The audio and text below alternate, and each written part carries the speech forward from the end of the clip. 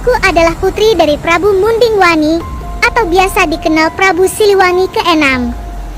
Perkenalkan, namaku Putri Kadita atau biasa dikenal sebagai Nyi Roro Kidul.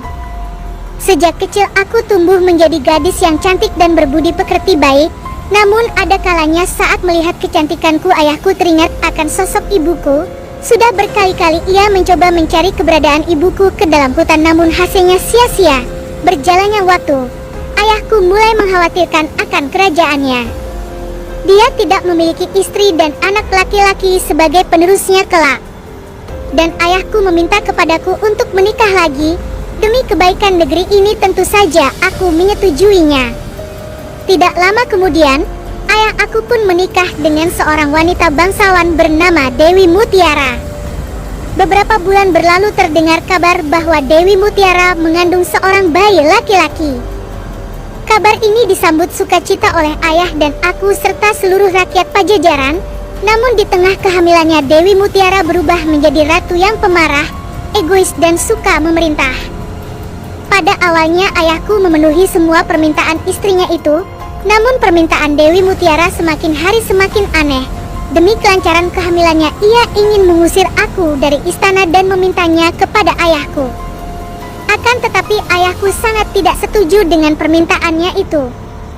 Mendengar penolakan tersebut, Dewi Mutiara merasa kecewa, kesal dan sangat marah. Dia menganggap selama aku berada di istana, kasih sayang sang prabu akan selalu terbagi menjadi dua. Dewi Mutiara mencari cara untuk menyingkirkanku. Dia pun pergi menemui dukun sakti.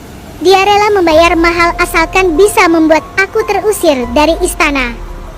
Suatu malam aku sedang tertidur, muncul asap tebal berbau busuk menyelimuti tubuhku, namun anehnya aku tidak merasakannya. Di pagi harinya seluruh tubuhku berubah menyeramkan. Aku terkejut dengan apa yang terjadi pada tubuhku. Ayahku dengan sigap memanggil tabib untuk mengobatiku. Seluruh tabib dari berbagai penjuru negeri telah didatangkan, akan tetapi tidak ada seorang pun yang mampu menyembuhkanku. Pada saat itulah Dewi Mutiara menyampaikan niat jahat. Dia meminta ke ayahku untuk mengasingkanku dengan alasan supaya penyakitku tidak menular ke orang lain. Dengan berat hati ayah merelakan aku untuk keluar dari istana. Aku pergi menuju hutan untuk bertapa, dengan tujuan segera diberikan kesembuhan dari penyakit yang aku derita.